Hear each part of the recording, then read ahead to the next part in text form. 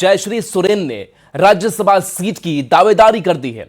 News 18 पर सीता सोरेन की बड़ी बेटी हैं जयश्री सोरेन, जिनका बड़ा बयान सामने आया है।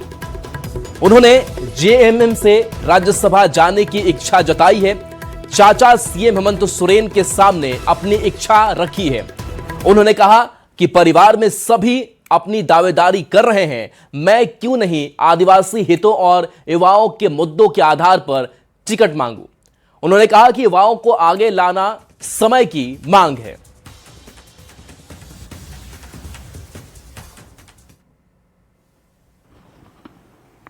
हमारे साथ यहाँ पर सीता सोरेन जो है, जो पूर्व विधायक है, उनकी सबसे बड़ी बेटी जो है जयश्री सोरेन है। राज्यसभा चुनाव को लेकर जो इस समय आप देख रहे हैं कि सारी राजनीति दिल्ली शिफ्ट हो गई है। जी डेफिनेटली हम भी देख सकते हैं कि सारी राजनीति दिल्ली शिफ्ट हो गई है, लेकिन राज्यसभा चुनाव को लेकर मेरी ये सोच है कि एक युवा को आगे लाना चाहिए, क्योंकि उनके पास राज्य के हित में एक स्पष्ट विजन होता है और आज के दौर में युवा को लाना समय का एक मांग है। तो वो युवा आपकी नजर में कौन है? देखिए, युवा तो झारखंड में आप देख ही रहे होंगे, हर तरफ सब लोग अपने हक के लिए कितना आवाज उठा रहे हैं, लेकिन उनका कोई अभी सुन नहीं रहा है। तो हम चाहेंगे कि युवा पीढ़ी को आगे बढ़ावा दिया जाए हर जगह में, चाहे वो पॉलिटिक्स हो या कोई और काम हो। ये मांग जो आप कर रही हैं जयश्री, किस पार्टी से मांग कर रही हैं और वास्तव में आपके दिमाग में कोई चेहरा होगा जिसके लिए आप बोल रही हो? डेफिनेटली हम अपने घर की पार्टी झारखंड मुक्ति मोर्चा से सबसे पहले ये मांग रखना चाहेंगे, क्योंकि वो हमारे स्वर्गीय दादाजी दिशोम गुरु श्री शिबू सोरेन जी और स्वर्गीय पिताजी श्री दुर्गा सोरेन जी की पार्टी है। उन्होंने अपने खून पसीने से सींचा है, तो डेफिनेटली वहाँ हम अपनी बात रख सकते हैं। झारखंड मुक्ति मोर्चा उनके परिवार की पार्टी है। जाहिर है कि सभी लोग परिवार के अंदर अगर अपनी बात रख सकते हैं तो इन्होंने भी राज्यसभा की सीट को लेकर अपनी बात रखी है। कैमरामैन संजीत तिवारी के साथ संजय कुमार सिन्हा, न्यूज 18 रांची। और देखिए, राज्य से ही बड़ी खबर चाहे राज्यसभा चुनाव को लेकर दिल्ली में बीजेपी की रणनीति बन रही है। बीजेपी अपने उम्मीदवार के नाम की घोषणा जल्द कर सकती है। बीजेपी एक सीट पर अपना उम्मीदवार उतारेगी। दिल्ली में केंद्रीय चुनाव समिति की बैठक में शामिल हुए प्रदेश अध्यक्ष आदित्य साहू, बाबूलाल मरांडी, क्षेत्रीय संगठन महामंत्री नागेंद्र त्रिपाठी और प्रदेश संगठन महामंत्री कर्मवीर सिंह रांची में हुई प्रदेश चुनाव समिति की बैठक में लिए फैसलों से अवगत कराया है।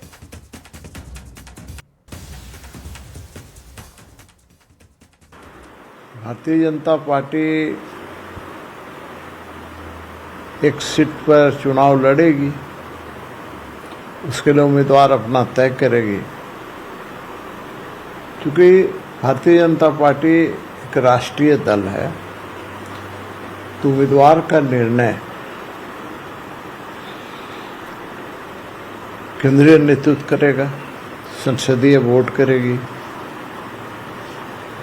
चेहरे तो बहुत हैं, लेकिन अब राष्ट्रीय नेतृत्व कौन सा चेहरा उतारेगा ये तो हम लोगों को नहीं पता है।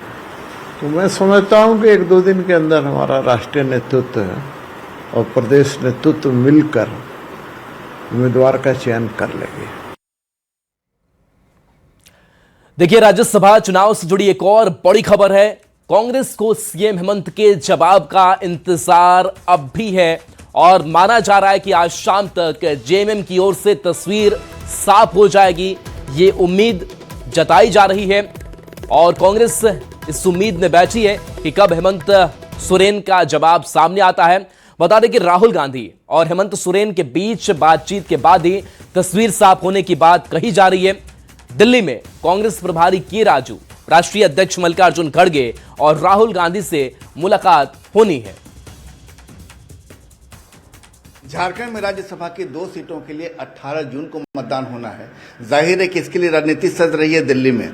चाहे बीजेपी की बात करें या फिर गठबंधन की बात करें, तो जेएमएम और कांग्रेस के बीच भी लगातार बातचीत चल रही है।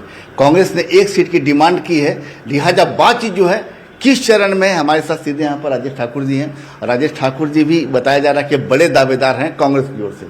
ऐसी अभी बातचीत को बात करें जेएमएम की ओर से, क्या भरोसा मिला आप लोगों को? नहीं, देखिए, भरोसे की बात नहीं है, भरोसा तो पूरा है हमारा, तभी आदरणीय हेमंत सोरेन जी मुख्यमंत्री हैं। और निश्चित रूप से जब भी कोई बात होती है तो हम लोग सामूहिकता में विश्वास करते हैं, सामूहिक रूप से निर्णय लेते हैं। कोई हमारा डिमांड नहीं है, कोई हमारी मांग नहीं है। ये तो चारों दलों की बैठक हो रही है, चारों दलों के नेताओं से बातचीत हो रही है और हम समझते हैं उसका जो निर्णय निकल करके आएगा, जो हमारा नेतृत्व तय करेगा, वही उम्मीदवार होगा। नहीं, उम्मीदवार साथ में आज दिल्ली में एक बड़ी बैठक बताई जा रही है कि आज जो है जो कांग्रेस प्रभारी हैं के राजू गए हैं, वहाँ मुलाकात करेंगे, राष्ट्रीय अध्यक्ष से मुलाकात करेंगे, राहुल गांधी से, वेणुगोपाल जी से मुलाकात है। तो इस मुलाकात में क्या इन बातों को आज ही रखे? नहीं, देखिए, आदरणीय के राजू साहब की मुलाकात लगातार आदरणीय राहुल गांधी जी से और मल्लिकार्जुन खड़गे जी से, केसी वेणुगोपाल जी से होती रहती है, संगठनात्मक चर्चा करते रहते हैं। राज्यसभा चुनाव नजदीक है तो निश्चित रूप से राज्यसभा चुनाव के संदर्भ में भी वो लगातार चर्चा कर रहे हैं और जब भी बैठक होती है चर्चा करेंगे। क्या ये राहुल गांधी और हेमंत सोरेन के बीच कुछ मुलाकात होगी तभी बात बनेगी? नहीं, देखिए, इसके संदर्भ में तो मैं कुछ नहीं कह सकता कि मुलाकात होगी, क्या पता बात से ही बात बन जाए। तो मुलाकात तो होती रहती है। देखिए, खबर गुमला से है, जहां पालकोट प्रखंड के बिलिंगबिरा पंचायत का लाधुडेरा गांव में बुनियादी सुविधाओं के अभाव की तस्वीर एक बार फिर से सामने आई है। बता दें कि गांव निवासी पैरू खड़िया की गर्भवती पत्नी सुषमा देवी को प्रसव पीड़ा शुरू होने पर ग्रामीणों ने करीब 4 किलोमीटर तक बहंगी में ढोकर पंचायत मुख्यालय तक पहुंचाया है। वहां से वाहन की व्यवस्था कर उन्हें पालकोट सामुदायिक स्वास्थ्य केंद्र भेजा गया। ग्रामीणों ने बताया कि लाधुडेरा गांव आज भी सड़क जैसी मूलभूत सुविधाओं से वंचित है। सड़क नहीं होने के कारण एम्बुलेंस और अन्य वाहन गांव तक नहीं पहुंच पाते हैं। ऐसे में मरीजों को दुर्गम और पथरीले रास्तों से बहंगी के सहारे बाहर लाना पड़ता है। तो ये तस्वीर आप देखिए किस तरीके से इस बहंगी के सहारे इस गर्भवती महिला को ले जाया जा रहा है। सड़क नहीं है और इस वजह से आप समझ सकते हैं कि इन गांव वालों की परेशानी किस कदर है। और इसी बहंगी के सहारे वो अस्पताल तक पहुंचते हैं।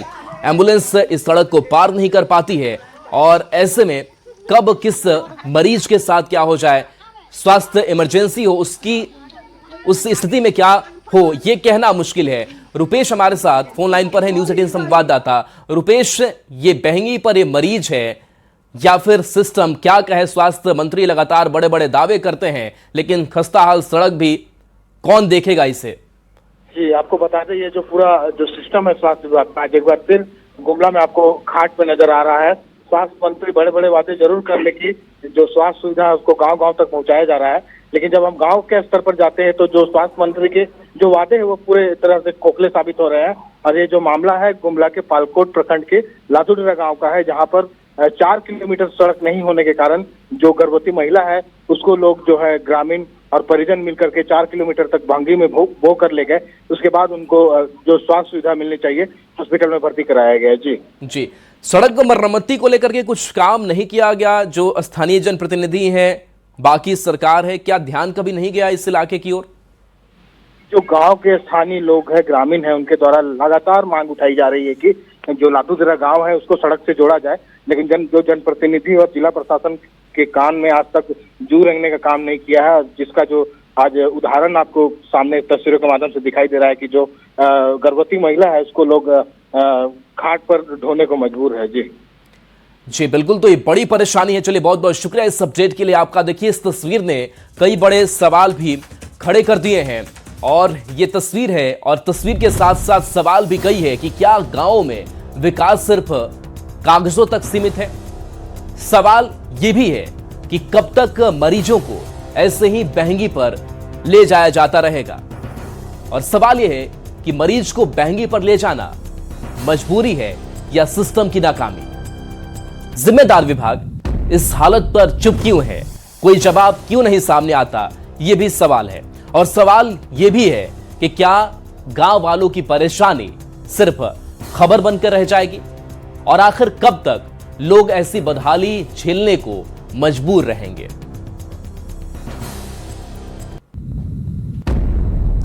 और देखिए चाईबासा से बड़ी खबर, जहां पूर्व उप मुखिया की गोली मारकर हत्या कर दी गई है। रात में सोते हुए बदमाशों ने गोली मारी है। 2 बाइक पर सवार होकर के ये बदमाश पहुंचे थे, घटना को अंजाम दिया, बदमाश फरार हो गए। पूरे इलाके में दहशत का माहौल है। चकधरपुर थाना क्षेत्र का यह मामला सामने आया है और इस घटना के बाद से परिवार में चीख पुकार है, मातम है। पुलिस मामले की तफ्तीश में जुटी हुई है। बीती रात इस घटना को अंजाम दिया गया, सोते हुए गोली मारी गई और 2 बाइक पर सवार होकर ये बदमाश पहुंचे थे।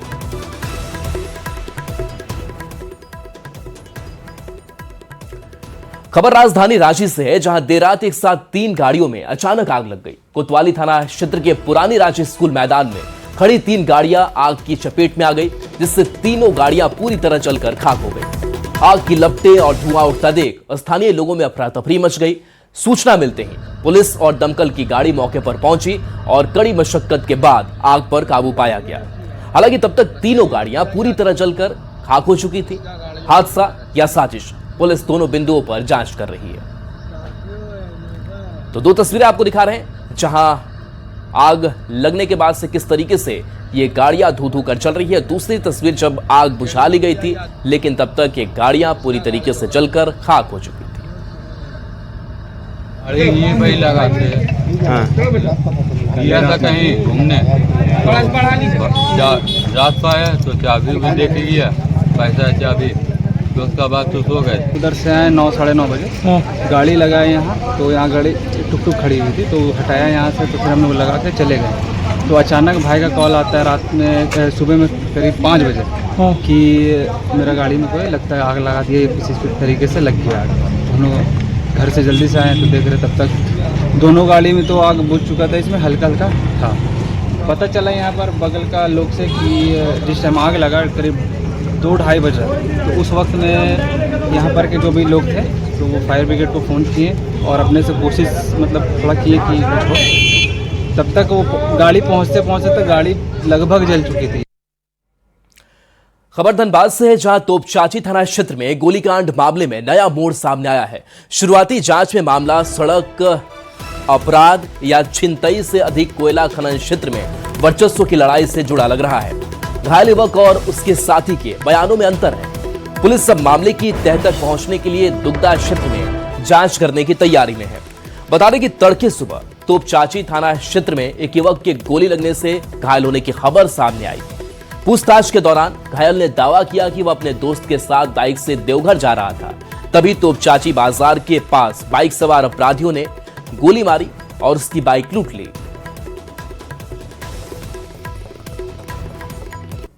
ये शुरू से ही संदेह प्रतीत हो रहा था, क्योंकि पीओ पे कहीं भी ब्लड का कहीं भी एक कतरा भी नहीं दिख रहा था। जब हम लोग पीओ विजिट किए तो कुछ भी नजर नहीं आया, तो फिर हम लोगों को शक हुआ। फिर हम लोग जब यहाँ इसका पीछा करते हुए मतलब उसको लूटा गया और एक लड़का साथ में था, उसको लेकर के जब हम लोग यहाँ आए तो पूछताछ में कहानी और पता चली है और हम लोग उस कहानी की तहकीकात कर रहे हैं और जो भी तथ्य उभर कर सामने आएगा।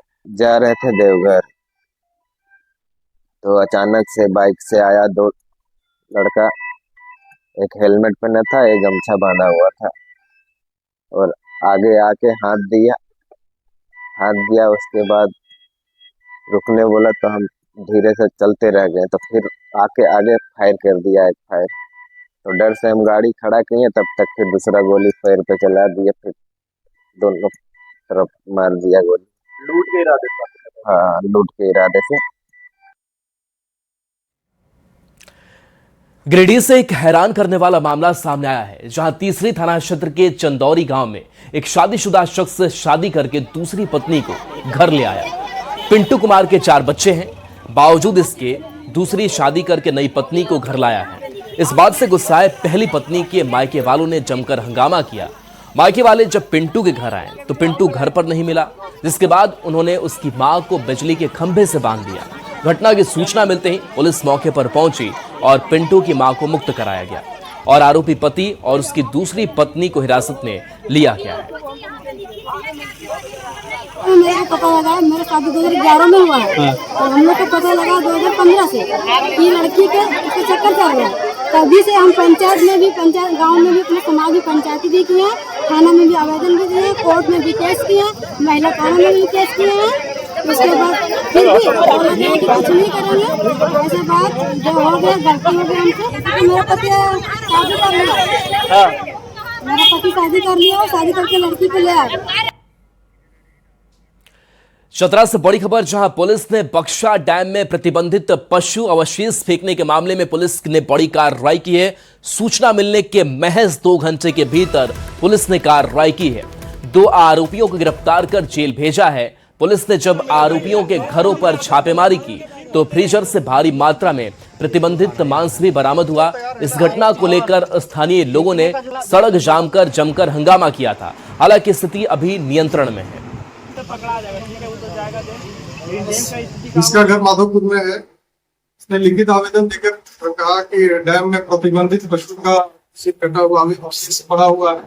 सूचना का सत्यापन करने के लिए एक टीम गठित करके त्वरित कार्रवाई की गई, जिसमें वहां से कटे हुए सिर को उठाकर ला लिया गया है। घटना की गंभीरता को देखते हुए त्वरित कार्रवाई की गई। घटना में संलिप्त 2 व्यक्ति को गिरफ्तार कर लाया गया है। अग्रिम कार्रवाई की जा रही है। खबर राजधानी रांची से है, जहां सड़क सुरक्षा को लेकर रविवार देर रात रांची पुलिस ने शहर भर में एक साथ विशेष ड्रंक एंड ड्राइव अभियान चलाया। इस अभियान की खास बात यह रही कि खुद सिटी एसपी, ट्रैफिक एसपी और ग्रामीण एसपी समेत सभी डीएसपी और थाना प्रभारी सड़कों पर उतरे। कांटाटोली चौक समेत शहर के प्रमुख चौराहों पर शराब पीकर गाड़ी चलाने वालों, बिना हेलमेट और नंबर प्लेट से छेड़छाड़ करने वालों पर भारी जुर्माना लगाया गया और कई गाड़ियां जब्त की गई। पुलिस ने साफ चेतावनी दी है कि जान से खिलवाड़ करने वालों को बख्शा नहीं जाएगा और यह अभियान आगे भी जारी रहेगा। जो रांची पुलिस का आज स्पेशल ड्राइव जो चलाया जा रहा है मल्टीपल लोकेशंस पे अक्रॉस रांची, और इसमें आसपास के जितने भी ट्रैफिक के थाना है, 2 से 3 ट्रैफिक थाना और साथ ही साथ नॉर्मल थाना क्लब होकर एक बड़ी टीम बनाकर जो मुख्य चौक चौराहे हैं, रात के टाइम स्पेशली एक ड्रिंक एंड ड्राइव का जो स्पेशल चेक एंड ड्राइव चलाया जा रहा है। लगातार रात्रि में ड्रिंक एंड ड्राइव और एंटी क्राइम चेकिंग हमेशा चलता रहता है, और उसी क्रम में हम लोगों ने आज ये बृहद स्तर पे सिटी के हर इम्पोर्टेंट चौक चौराहे पे एक साथ सारे ट्रैफिक के और रेगुलर थाना प्रभारियों की टीम बना के ज्वाइंट ये चेकिंग चल रहा है, जिसमें ड्रिंक एंड ड्राइव में चेक किया जा रहा है। जो पॉजिटिव पाए जा रहे हैं उन पे नियमित कार्रवाई किया जा रहा है। रांची के जेएससीए स्टेडियम में 10 जून से झारखंड T20 लीग का आगाज होने जा रहा है। 23 जून तक चलने वाले इस T20 को लेकर खिलाड़ियों की बोली लग चुकी है। सबसे ज्यादा बोली रॉबिन मिंच पर 15.25 लाख रुपए की लगी है। बल्लेबाज विराट पर 13 लाख, गेंदबाज सुशांत मिश्रा पर 11 लाख की बोली लगी है। वहीं ईशान किशन को 6,25,000 में खरीदा गया है। जेएससीए के सचिव सौरभ तिवारी से खास बातचीत की है संवाददाता संजय सिन्हा ने। आईपीएल की तर्ज पर जीएससीए में झारखंड T20 लीग का आयोजन होने जा रहा है। 10 जून से 23 जून तक मुकाबला चलेगा। जाहिर है कि 6 टीमें शामिल हो रही हैं और मुकाबला जबरदस्त होने की उम्मीद है। तैयारियां जोरों पर है, बैठकों का दौर भी जारी है, बोली भी लगी है, खिलाड़ियों का मनोबल भी ऊंचा है। हमारे साथ यहाँ पर जीएससीए के सेक्रेटरी हैं, जो पूर्व अंतर्राष्ट्रीय क्रिकेटर हैं, सौरभ तिवारी। सौरभ जी, जिस तरीके से बोली लगी जमशेदपुर में, खिलाड़ियों का मनोबल ऊंचा रहा, सब जानना चाहते हैं कि सबसे टॉप पर रॉबिन मिंच 15,25,000, ईशान किशन 6,25,000, ये कैसे हुआ? उसका रीजन है क्योंकि ईशान किशन अवेलेबल नहीं है मैच खेलने के लिए, वो नहीं खेलेगा और वो नेशनल ड्यूटी पे रहेगा। इंडियन टीम में उसका नाम आ चुका है। सेम कुमार कुसागरा, अनुकूल रॉय भी अवेलेबल नहीं है, बिकॉज वो लोग भी इंडिया ए की टीम में है, इसीलिए उन लोग पे उतना बोली नहीं लगा। क्योंकि आप खुद सोचिए कि जो आपको मालूम है पहले से कि जो अवेलेबल नहीं है तो नहीं लगेगा। नहीं तो मुझे पूरा विश्वास था कि ईशान, अनुकूल और कुमार कुसागरा ही मेरा टॉप 3 में रहता और ईशान नंबर 1 पे ही रहता, लेकिन वो लोग तीनों अवेलेबल नहीं थे। इसीलिए आप देखे होंगे कि विराट, रॉबिन एंड आपका राजनदीप सभी को अच्छे अमाउंट मिला है। प्लस हम लोग का जो मोटिव है प्रीमियर लीग कराने का, उसका रीज़न यही है कि अगर आप देखिएगा तो मैक्सिमम स्टेट में हो चुका है स्टार्ट, और वहाँ से बहुत ऐसे प्लेयर हैं जो आपका आईपीएल को रिप्रेजेंट कर रहे हैं। तो हम लोग का भी वही टारगेट है कि जब प्लेयर को यहाँ पे अच्छा प्लेटफॉर्म मिलेगा और यहाँ पर अगर वो लोग परफॉर्म करते हैं तो फ्रेंचाइजी के स्काउटिंग टीम आती है देखने के लिए। बहुत सारी स्काउटिंग टीम ऑलरेडी मुझसे कॉल कर चुके हैं कि मुझे रूम के लिए चाहिए, यहाँ पर रह के उनको देखना है। तो आप इमेजिन कर सकते हैं कि जब यहाँ पे लोग परफॉर्म करेंगे तो उसके लिए कितना इजी हो सकता है, मतलब आप आईपीएल खेलने के लिए कितना नज़दीक आप जा सकते हैं। अच्छा, कुल कितने खिलाड़ियों पर बोली लगी? 270 लोगों का लिस्ट पे नाम था, लेकिन सभी का नाम नहीं आ पाया क्योंकि आप देखे होंगे तो 6 या 7 घंटे की हम लोग को स्लॉट मिला था टीवी में। तो हम लोगों ने क्या किया कि जब तक जहां तक आपका ऑक्शन हुआ उसके बाद हम लोग ने सभी फ्रेंचाइजी से लिस्ट का नाम मांगा कि सभी को अपना अपना 5-5 आदमी का नाम दिया जिसको आप ऑक्शन में खरीदना चाहते हैं। फिर उनका लिस्ट के थ्रू नाम आया, फिर बाकी लोगों को खरीदा गया। तो जब हम लोग चैंपियन हुए थे तब सचिन सर ने मुझसे कॉल किया था और उन्होंने कहा था, अभी कांग्रेस भी किया था हम लोगों को। मैं भी चाहूंगा कि अगर वो आएंगे तो अच्छा है, लेकिन अभी तक वैसा कुछ कॉन्टैक्ट हुआ नहीं है। माही भैया अभी है नहीं झारखंड में, माही भैया रहेंगे तो हम लोग के लिए और भी बड़ी बात है क्योंकि हमारी प्लेयर है, झारखंड के ही है। और मोस्ट प्रॉब्ली अगर वो रहेंगे तो मुझे पूरा विश्वास है कि वो आएंगे। जाहिर है कि जब पूर्व क्रिकेटर जो है अगर संस्था के जिम्मेदारी लेता है तो फैसले लेना आसान होता है। जैसा सौरभ लगातार बैठक कर रहे हैं, तुरंत फैसला ले रहे हैं और चीज़ों को बता रहे हैं कि काश, एक शब्द उन्होंने कहा, काश अगर ऐसा होता मेरे साथ तो फिर ऐसा कुछ बहुत कुछ करियर आगे होता या बहुत सी चीज़ें जो है वो देखने को मिलती। लेकिन ये नहीं चाहते हैं कि नए खिलाड़ियों को करियर के आखिरी दौर में उन तमाम चीज़ों को देखना पड़े जो उन्होंने देखा है। कुल मिलाकर झारखंड T20 लीग कह सकते हैं कि जो दावा किया जा रहा है बेहतरीन होने जा रहा है। नए जो कई कह सकते हैं कि स्टार खिलाड़ी भी आपको इसमें खेलते हुए नजर आएंगे। साथ ही टीम इंडिया के बड़े चेहरे, चाहे वर्तमान में हो या पूर्व चेहरे, वो भी आपको उद्घाटन के मौके पर देखने को मिल सकते हैं। कैमरामैन संजीव तिवारी के साथ संजय कुमार सिन्हा, न्यूज़ 18 रांची। गुमला के भरनो प्रखंड के अमलिया गांव में रात एक जंगली हाथी ने जमकर उत्पात मचाया। अमलिया वन समिति के पूर्व अध्यक्ष के घर को भी क्षतिग्रस्त कर दिया। जंगली हाथी घर में रखे अनाज को चट कर गया और सामान को भारी नुकसान पहुंचाया है। खेतों में खड़ी टमाटर की फसल को भी रौंद दिया।